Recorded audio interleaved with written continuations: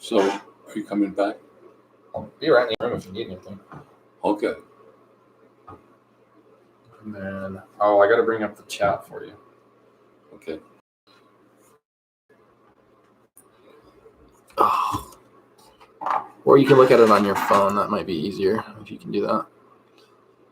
Or do you want? No, it's okay. I'll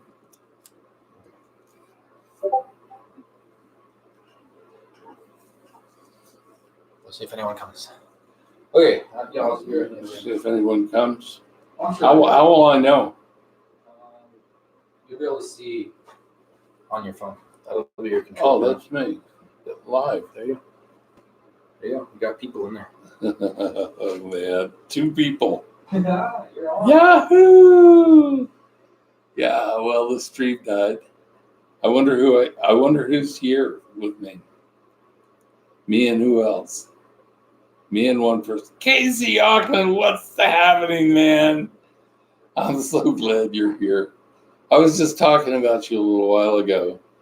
I was talking about when you were sick, and the folks in the channel got together to send positive energy your way, and that you started feeling healthy. Yeah, that's so. What time is it there in New Zealand, my friend? 11:38 p.m. here. Oh, 3 people here now. Yahoo! Yeah. Oh, Dan. Yeah. Thanks, man. Fajah, take over. Yeah. Don't try and stop me now.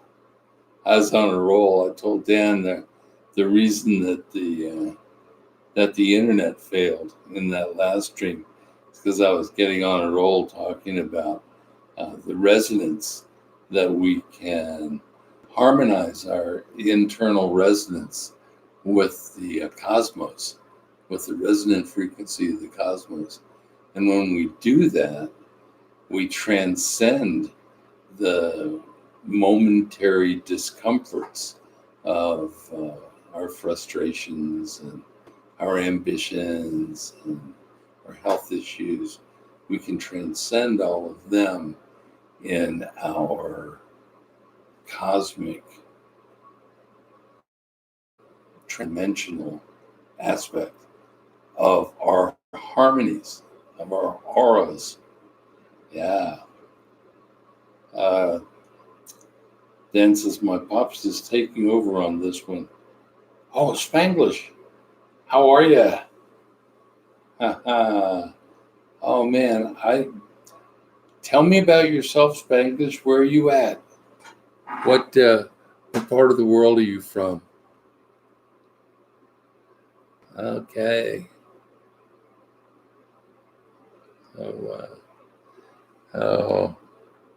Oh, yeah. I am the Fajah. Luke, I am your Fajah. Okay. Spanglish says, nice. Thank you, Spanglish. Good. Good. You're in Fresno, California. Oh, I love it there. I do love it. I feel lots of concerns about the fire hazard that have plagued that whole area of California. Good one. Okay, man. Okay, it's beautiful and a lot of trees. Well, that's exactly what I mean. It's fantastic, and I love all those trees. But it is a fact of life that those trees get dry and turn to fuel, and when that happens, Bambi is in trouble. You know what I mean? I know you know what I mean. Anyhow, Spanglish, I don't think you were here in the earlier part of my my diatribe here, but I was talking about one of the things that really turns me on about this channel is that Danny is trying to create a supportive, positive environment where creators and others can come to be uplifted, to be supported, like Quinjosaurus was saying in one of her earlier, that life's too short to hang around with people who are going to bring you down. People resonate with one another. And in this channel, when multiple people come together with a similar positive vibe, the vibe can resonate with the other guy's vibe, who can resonate with another guy's vibe. And if everybody's thinking or feeling, more importantly, feeling that same harmonic resonance, oh man, the miracles that we can provide to the world from this creative link. I remember when I was in the music business back in the mid 70s, we would sit around the hotel room while we were on tour, and we would decry the lightweight commercialization that was taking place in the music business, and how people with very little talent, but with endless promotion dollars and endless recording technology, could make records that would sell very well. And so we felt that we were really powerless, other than the fact that we could write the songs that we like to write and go into the recording studio and record the songs that we thought were cool.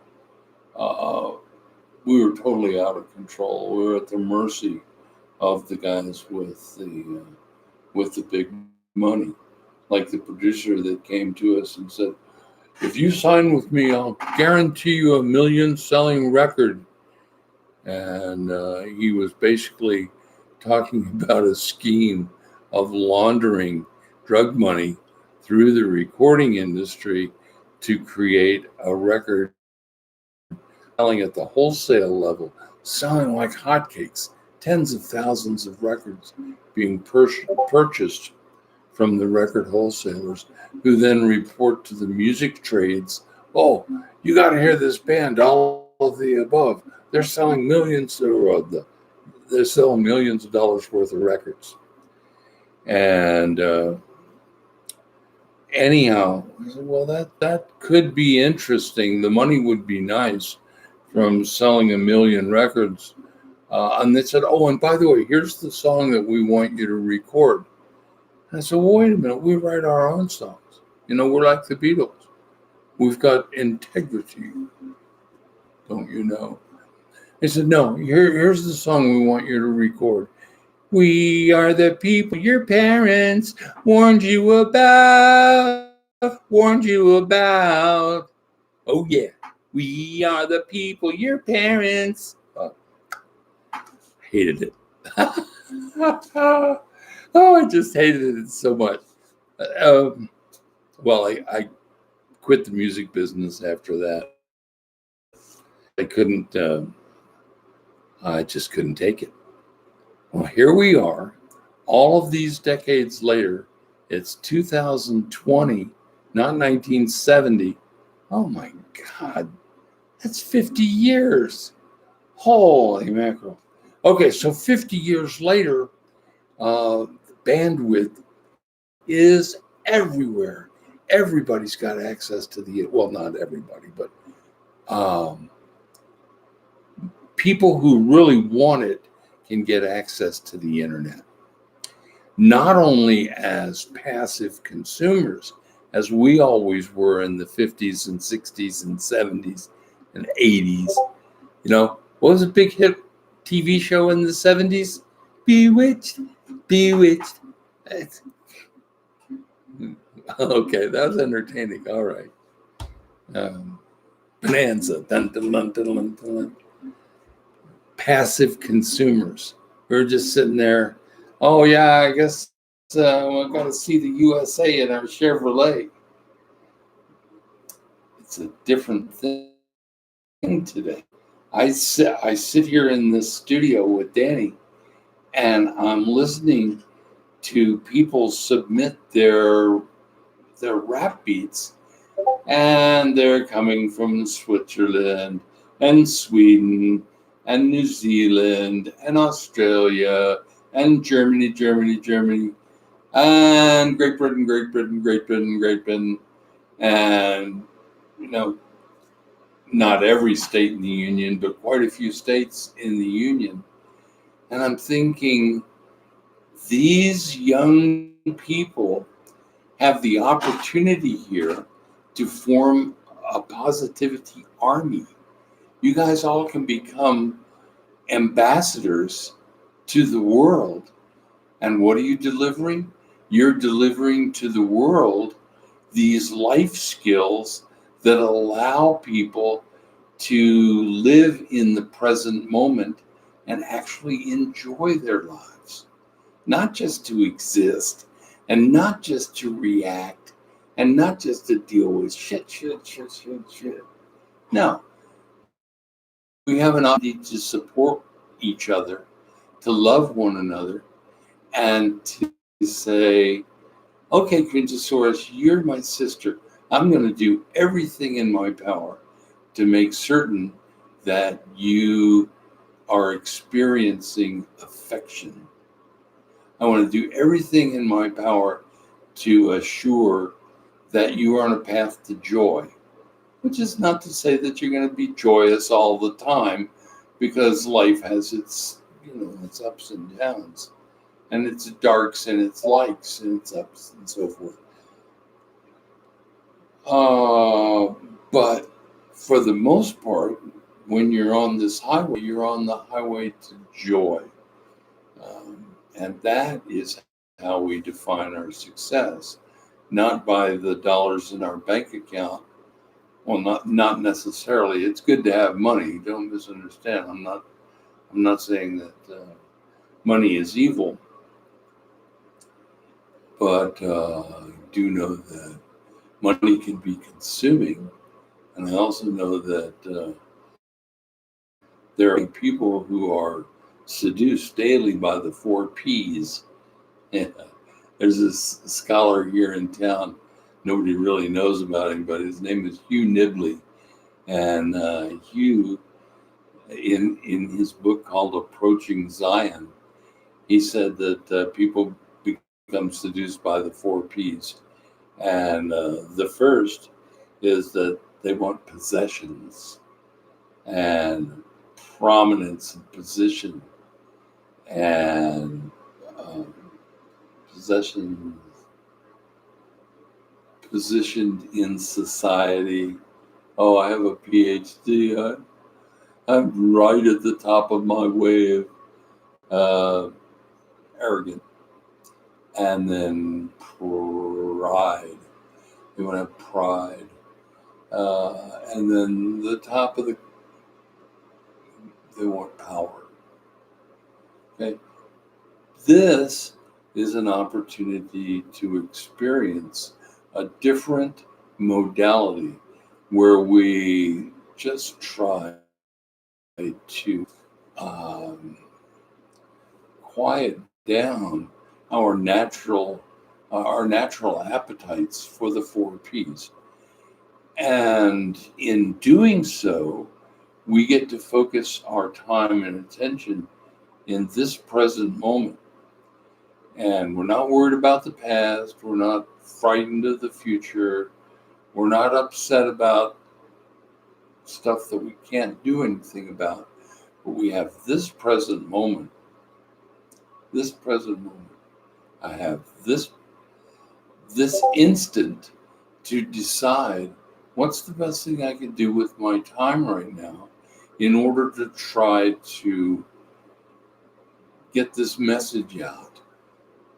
I just want to share with each of you how powerful you can be as an emissary, as an ambassador to a different way of life, where I was talking about being out of control in music and being passive consumers. This is not it.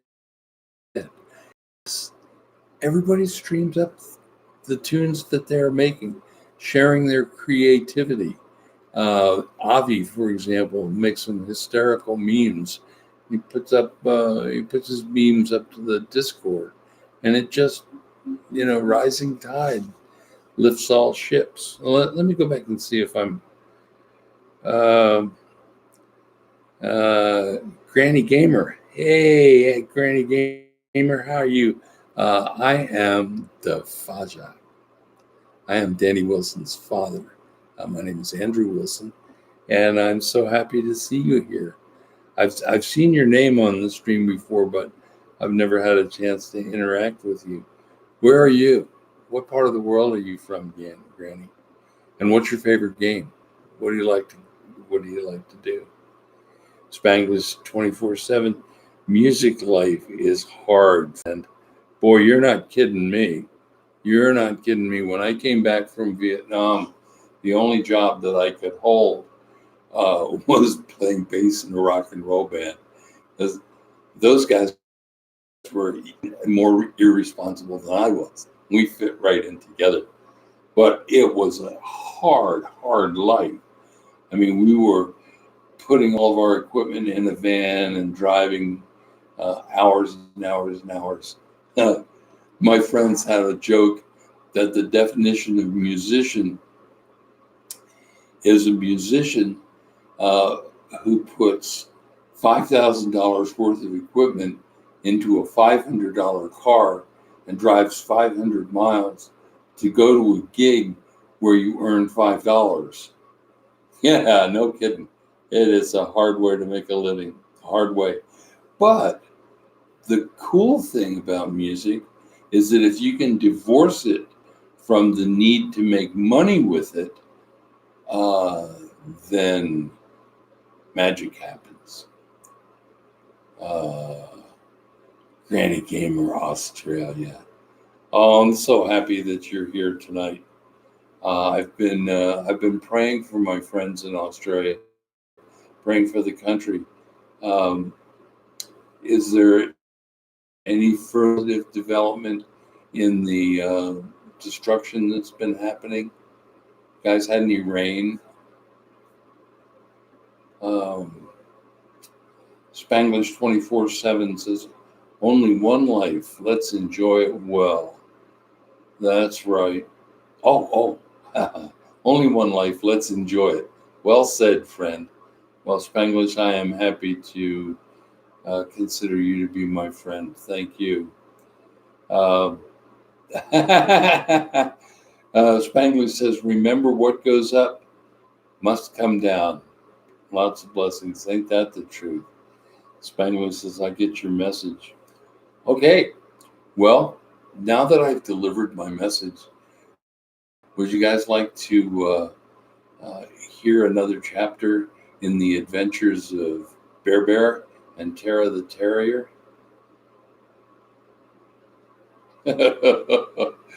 Okay. So I have a dear friend, actually one of Danny's closest friends, named Ashley Grace. And Ashley is talented at watercolor illustration. I just think she's really a genius in that.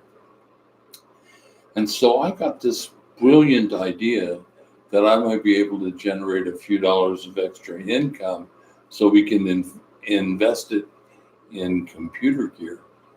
Um, my neighbor down the street, just at Christmas time, put out a children's book. He self-published it, but it's really a professional looking product. Nothing amateur about it. But the story was interesting, but not great. So I thought, well, when the kids were little, I used to tell them these outrageous stories, and so I told them this. So anyhow, I had this thought of a children's story. What would be exciting to a 6-year-old or a 10-year-old, and well, 6-year-old. And I thought, well, I could tell the story of a giant bear who everything that he surveyed, and a Jack Russell Terrier named Tara.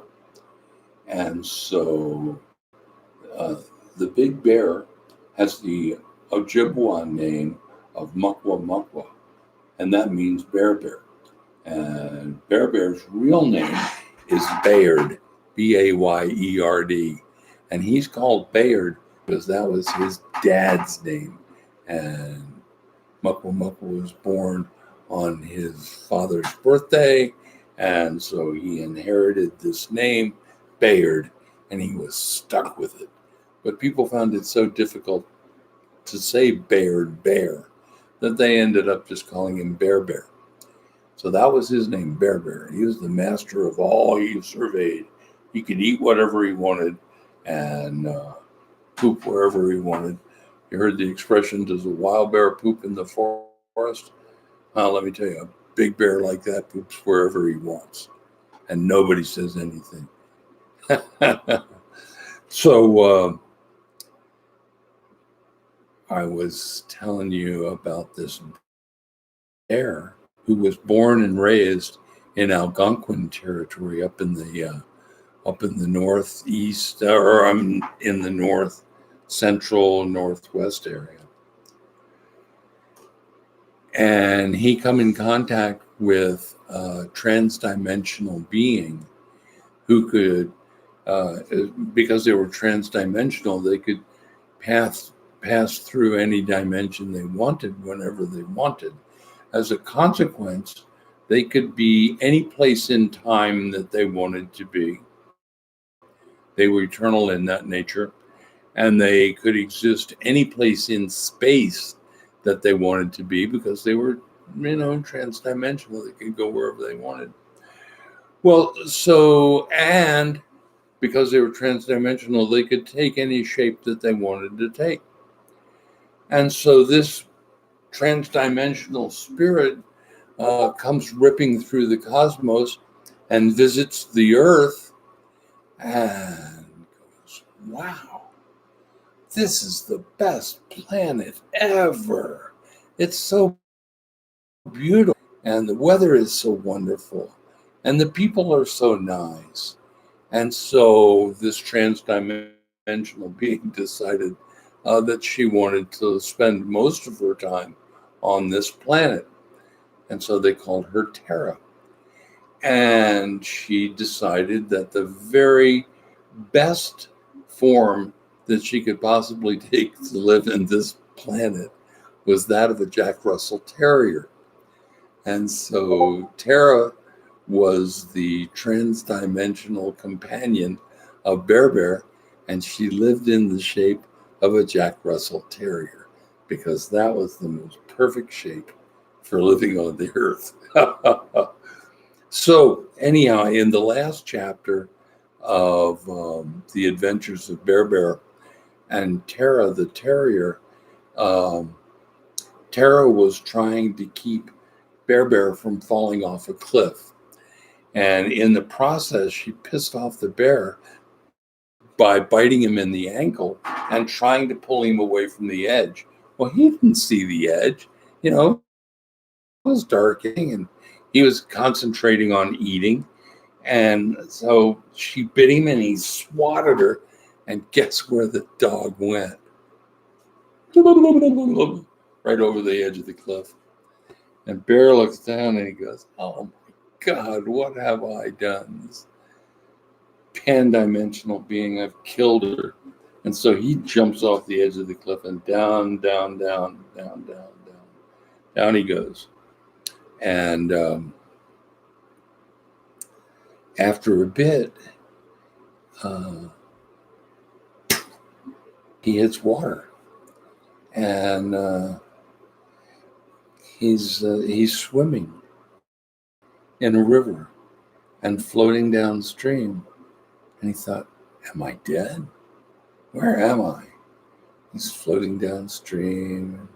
It's getting darker and darker. And Up comes the moon. And then on a big rock up ahead, guess what he sees?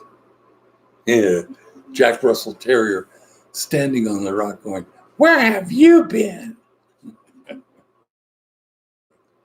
Bear Bear goes, "Oh, I'm so sorry. I didn't mean to swat you. You were just biting. But stop. Just stop that. What's wrong with you? I was just trying to help you." "Well, I know." Bear Bear says, "I know you were just trying to help me. You're like that. You have all these special skills and you can travel. And how'd you get up on that rock?" "Well, when I was going down the terraces, and when she was falling down, she just decided that she was going to have a soft, dry landing. And that stupid bear could come or go if he wanted. But anyhow, what do you think should happen next?" They're in the moonlight, terrace sitting on a big rock, and Bear Bear is in the river getting ready to climb out and shake out his fur. What do you think should happen?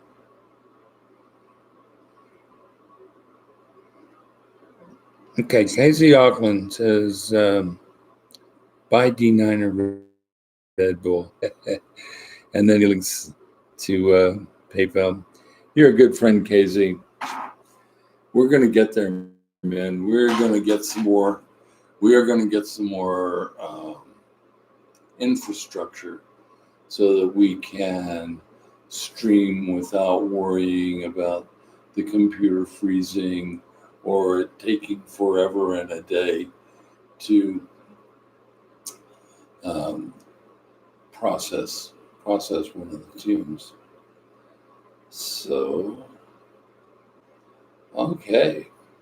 So I've shared my information on the resonance of our vibrations and our opportunity to become ambassadors and emissaries of this positive style of music so that people don't have to be passive consumers. I mean, I saw Taylor Swift on a YouTube video the other day, and Scott is my witness. I have never seen spectacle. It made me think that I was living in Roman times going for bread and circuses. And they had, dancers swirling from the ceiling and fireworks exploding and dancers dancing and Taylor Swift standing there practically naked, singing her heart out. And man, that girl, maybe it's auto-tune. I don't know. They have so many processes these days that the artists that are at the pinnacle, I'm not sure. I didn't even watch the Grammys the other night because I didn't think that I would like what I saw. And I turned it on, and there was a girl with multicolored hair, did big green hair up here. And I thought to myself, well, back when I was in the music business, boys would grow their hair down to halfway down their back. And who should I be to criticize somebody for wanting to be outlandish? An industry that demands that people be outlandish so they can stand out from the crowd. So I've said all of that. I told you the story, or this chapter anyhow, of the adventures of Bear Bear and Makwa Makwa. This is Ojibwa name. Do you guys know anything about Ojibwas? Well, Ojibwas were a very important tribe in North America. Let me just pull up Google here. A brief history of the Ojibwa people. Okay, so the ancestors of the Ojibwa lived throughout the northeastern part of the North America and along the Atlantic coast. Due to a combination of prophecies and tribal warfare, around 1500 years ago, the Ojibwa people left their homes along the ocean and began a slow migration westward that lasted for many centuries.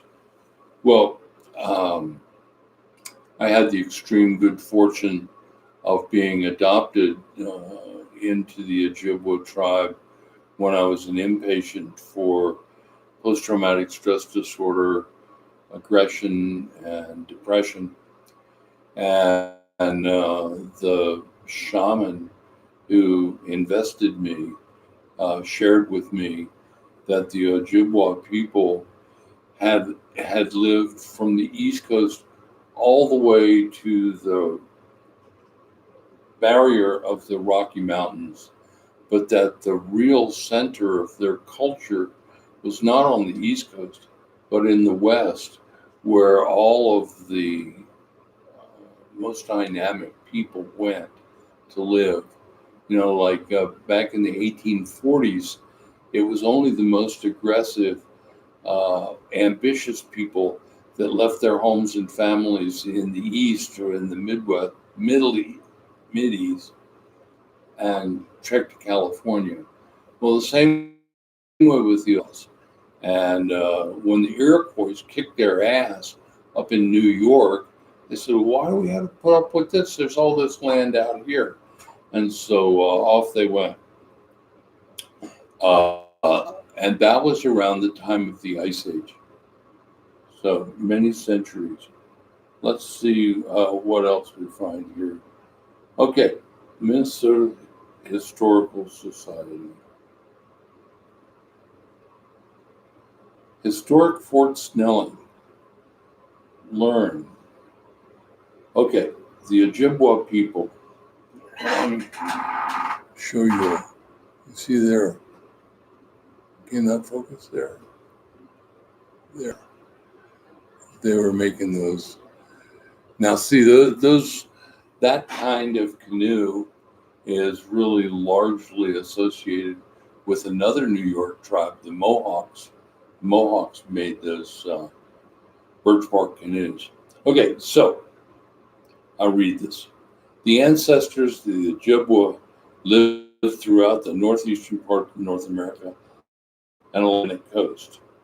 I think this is what I read before. Ojibwa oral history and archaeological records provide evidence that the Ojibwa moved slowly in small groups following the Great Lakes westward. By the time the French arrived in the Great Lakes area in the early 1600s, the Ojibwa were well established at Sault Ste. Marie and the surrounding area. An Ojibwa prophecy that urged them to move west to the land where food grows on water was a clear reference to wild rice and served as a major incentive to migrate westward. So there you go. You've got a really powerful, warlike, highly advanced Native American culture who were moved by their spirituality to leave their homes and their comforts along the East Coast, start moving westward. And this talks about 1600s. The Ojibwa were well established at Sault Ste. Marie and the surrounding area. But my teaching, what the Ojibwa taught me, was that the Ojibwa had been involved in a gradual westward migration from the end of the last ice age. Now, how many years ago was the last ice age? 10,000 years ago? So you see, by 1600, when the French arrived in the Great Lakes, the Ojibwas were all the way west to Hellengum, out in the land of the buffalo. Okay, so an Ojibwa prophecy that urged them to move west to the land where food grows on water was a clear reference to wild rice and served as a major incentive to migrate westward. Okay. Uh, Eventually, some bands made their homes in the northern area of Minnesota. Well, yes, that's true. Um, the most populous tribe in North America, the Ojibwa, live in both the United States and Canada and occupy land around the entire Great Lakes, including Minnesota, North Dakota, Wisconsin, Michigan, and Ontario. The seven Ojibwa reservations in Minnesota, um, I don't want to bore you all with great detail here. The name Ojibwa may be drawn from either the puckered seam of the Ojibwa moccasin or from the Ojibwa custom of writing on birch bark. Okay. The Ojibwa have always hunted and fished, made maple sugar and syrup, and harvested wild rice. Prior to the 20th century, the Ojibwa lived in wigwams and traveled the waterways of the region in birch bark canoes. Ojibwa communities were historically based on clans, or which determined a person's place in the Ojibwa society. Different clans represented different aspects of the Ojibwa society.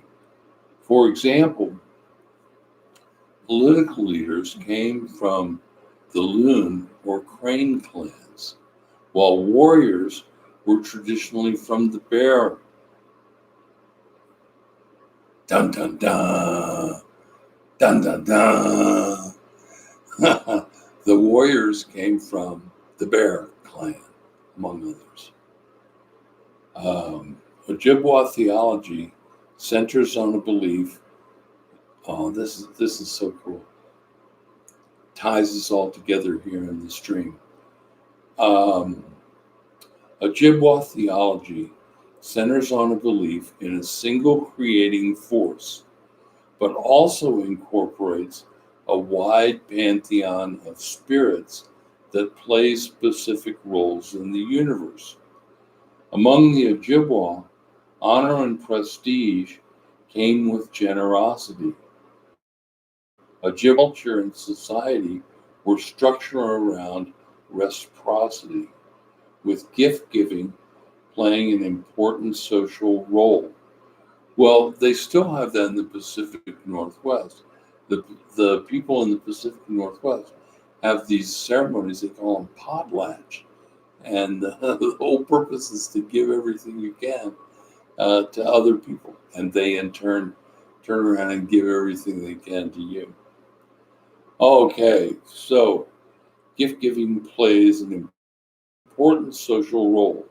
During a ceremony reinforced with an exchange of gifts, parties fulfill the social expectation of kinship and agreed to maintain a reciprocal relationship of mutual assistance and obligation. Many fur traders and later European and American government officials used gift giving to help establish economic and diplomatic ties with various Ojibwa communities. Throughout the fur trade area, the Ojibwa valued their work with the Dakota above those they maintained with European Americans. While historians have frequently cited ongoing conflict between the Ojibwa and Dakota, the two peoples were more often at peace than at war. In 1679, the Ojibwa and the Dakota formed an alliance through a peaceful diplomacy at Fond du Lac in present-day Minnesota. The Ojibwa agreed to provide the Dakota with fur trade goods, and in return, the Dakota permitted the Ojibwa to move west toward the Mississippi River. During this period of peace that lasted for 57 years, the Ojibwa and Dakota often hunted together, created families together, shared their religious experience, and prospered from 1736 to 1760. Intense territorial conflict between the Ojibwa and Dakota brought them into deadly conflict. By the middle of the 1800s, intertribal conflict was abandoned as both these tribes were overwhelmed by challenges provided by the surge of European Americans.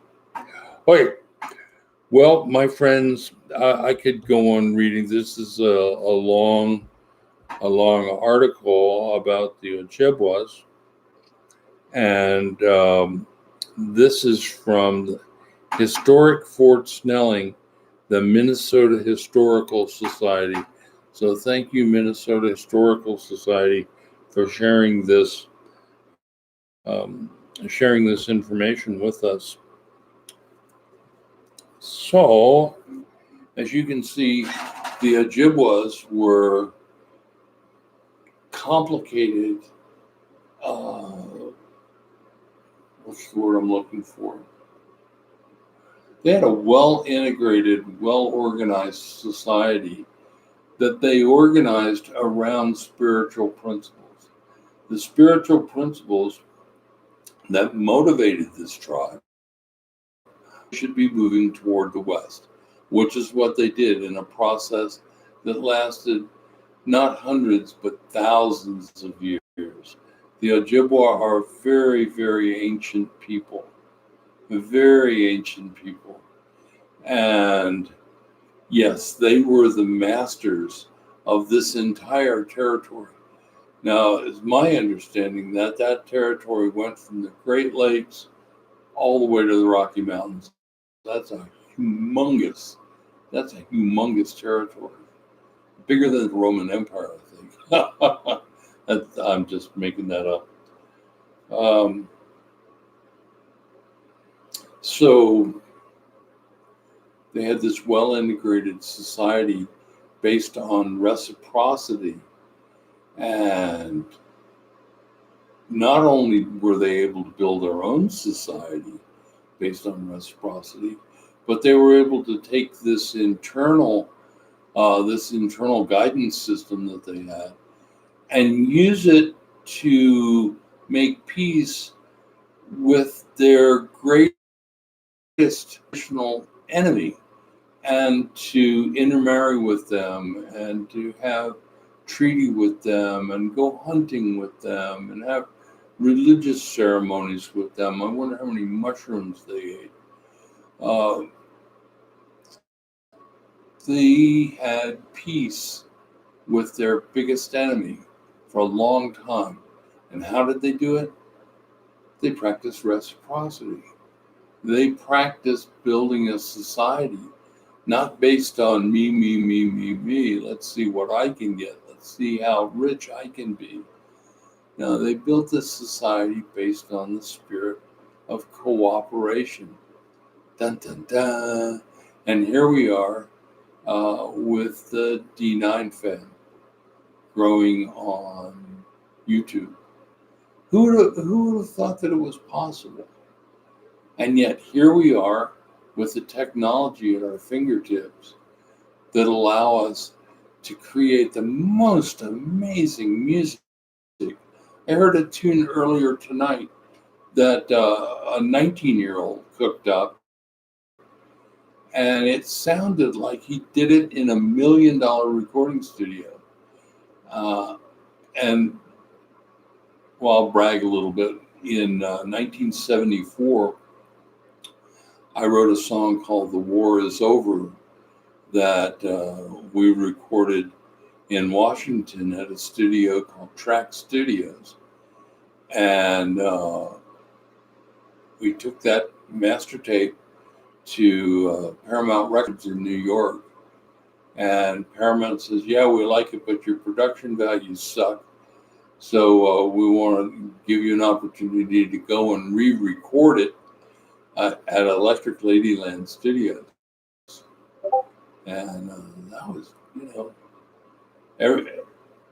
it was recognized as just the the best studio. I mean, the main studio room where we were working, I think it had 25-foot ceilings, had this acoustical treatment, and the guitar sounds that they've got in there were fantastic.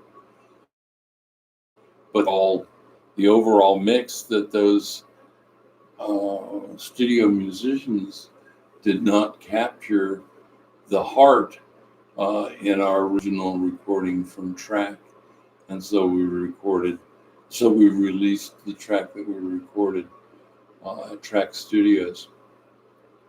By the way, if you're thus disposed, you can actually hear that awful record, and the production values do suck, but you can hear that awful record by searching Google for "The War Is Over" by All of the Above, and boop, it'll come up for you.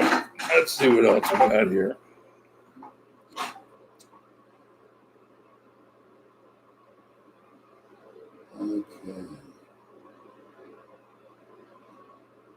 Okay, Spanglish. You have to have an open mind to understand this story. It's a different dimension story. Yeah. Is that a true story, friend? Just ask. Did you go to the mountain? Yes, I did. I've been to the mountain several times. DJ Mozamil official. I hope I'm pronouncing your name correctly because I'm so happy to see you here. Sorry it took several minutes for me to recognize you. I'm going to go back here. You have to have an open mind to understand this story. It's a different dimension story. Yeah, it really is, but it's a story that I wanted to illustrate the relationship between our dimensions of height and depth and width and time. We want to have a nexus with the fifth dimension, which some people call quantum mechanics dimension. Somebody sent me a joke. He says, in quantum mechanics, it's not true until you decide to make it true. Yeah. So in the quantum mechanic realm, there are teachers who say that it's possible to train your mind in the skills of mindfulness that allow you to slip into the fifth dimension anytime you wish. And that in the fifth dimension, all futures are possible simultaneously. And the future that you experience is dependent on the future that you choose for yourself. So that if you have a secret longing in your heart that you want to become a doctor, or if you have a longing in your heart that you want to be a guitar player, if you have a longing in your heart that says, I want to be the best dad ever, well, that those desires are in your heart, coming from the higher sphere. Those are inspiration. They're not just ideas floating around out there. And like Paul McCartney, for example, Paul McCartney wanted to be a good songwriter, wanted to be a great songwriter. And he learned to open his mind to the promptings of the spirit. And he talked about a dream that he had where he got to talk to a guy on a flaming pie. And the guy on the flaming pie says, here, let me teach you this song. La, la, la, la, la, la, la, la, la, la, la. Yeah. And he wrote that down, or well, didn't write it down because he didn't write music, but, he captured it. And the next day he went to his associates and he says, what do you think of this? Have you heard this before? Who wrote this? La, la, la, La la la la la la la la la. So I've never heard that before. And after that happened several times, Paul says, "Oh, must have been the guy with the flaming pie." And so, if you want to be a good songwriter and inspire, you can learn to train your mind, to train your heart, to open up to the fifth dimension, the cosmic dimension, and interact in a way that empowers you in ways that far exceed the powers of this mortality that we experience. Because in mortality, we are like corks on the ocean being blown hither and yon, whichever way the wind blows. Yeah, yeah, yeah. But that's not your destiny. Your destiny is you're here tonight, and we are contemplating a future where you can be like the mariners of old, that the wind blows where the wind will blow, but a true mariner can set his sails and adjust his rudder so that he can go to course and he can get to where he wants to go and not be dependent on as the wind blows. So Spangler says, "I'm a smart woman. It's always better to stay in the first dimension, friend." Amen. Spangler says, "I have to go, friend. God bless." Um, yeah. Well, I'm sorry that you have to go. Um, I'd like to learn more about what you have to say about staying in the first dimension, because I don't want to lend any spirit to allegiance to any power in the cosmos other than the one great power. And if that's what you mean by remaining in the first dimension, amen to that. I keep my feet firmly in the first dimension. So I'm sorry to see you go, but God bless you. Okay, let's see if I can get my phone to come back up, y'all. Okay. I have to go, friend. God bless. So, oh, 4 people in the chat. 4 people in the chat. DJ Moseville, uh, I don't recognize your name. Have you come to Dan's stream before? And how did you find it? How did you find this stream, Moseville? That's an interesting name, Moseville. Tell me about that name. Um, okay. Just to clarify one thing, the story of Mukwa Mukwa, the story of Bear Bear, and Tara the terroristic Jack Russell Terrier. No, that's just purely made up, pure fantasy to try and capture the attention of little children with something that will make them giggle and laugh at the adventures of their friends, but something that would help them to understand that sometimes we hurt the ones we love by trying to keep them from falling off the cliff. And sometimes when we're trying to help the ones that we love, we'll end up hurting them in a way that causes them to react with a swat, and we go sailing off the cliff. Oh my God! So what a reward for trying to be a good person and help your friend. That's like, but not a true story, made up story.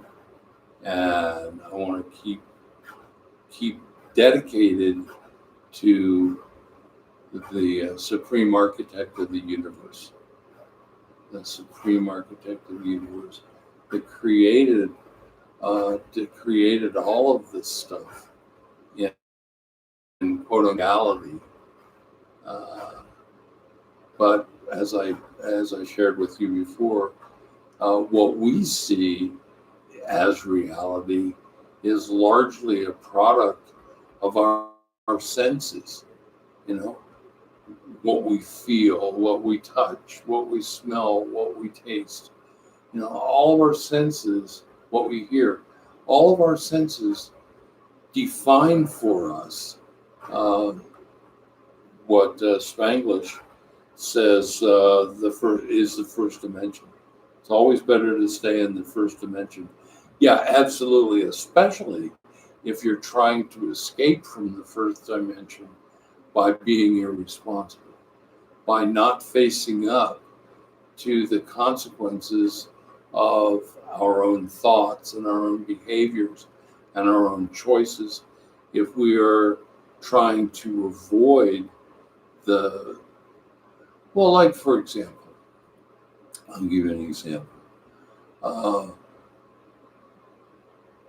a friend of mine, not really so much a friend of mine, a veteran that I met, had an amputation, and the amputation went south.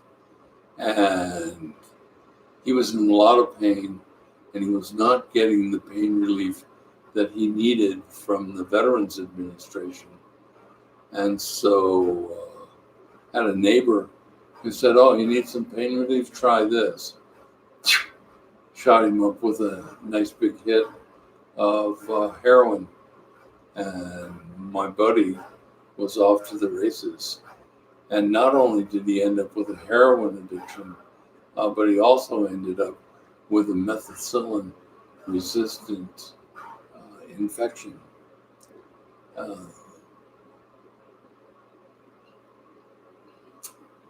Man, that's tough. So anyhow, we took him to the hospital, and he started getting some treatment for his infection because I thought it was going to kill him. And while he was there, he was getting medicated for his pain management. And while he was being medicated for his pain, he was able to get off the heroin. But he almost lost everything. You know, he lost his horses, and then he lost his wife, and then he lost his farm, and then he lost his truck. And you know, it's just his whole life was collapsing around him because he was using heroin in order to avoid the real life consequences. So I guess you could say that he was trying to escape escape reality. He was trying to escape reality, and it just about destroyed him. He's doing much better now, I'm glad to say. He has a very good prosthetic. He can run a lot faster than I can for a lot longer, which is not much. I don't do much running. Uh, okay, so I'm looking at this. Um, my phone says that still have 3 people on, and I'm looking at this thing here. I don't know. I don't know what this what the screen that I'm looking at. Well, anyhow,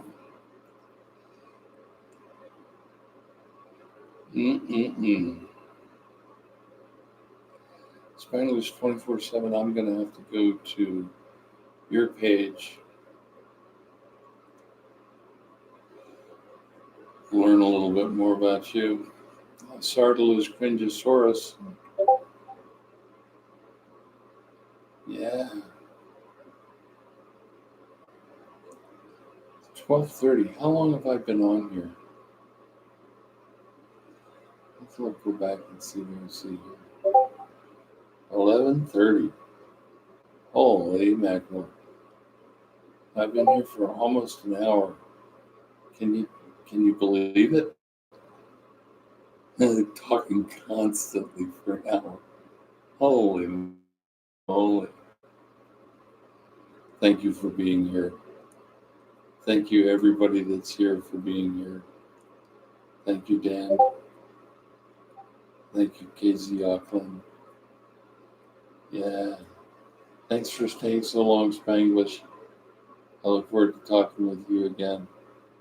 I hope I didn't go overboard in that story. What do y'all think? Am I okay? Uh, a lot of, I don't know what that is. Positive energy is always a good thing. Uh,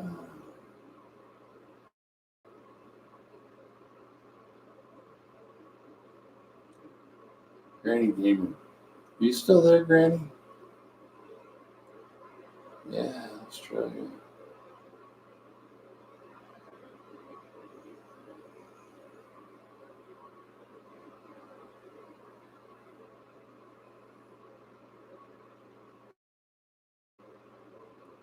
You have to have an open mind.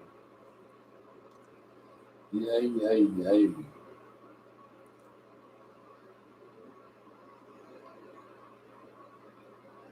All right. I bet you Dan has gone to sleep. Yeah, yeah. You asleep, Dan? I think he is. Oh, no, he's awake. I hear him.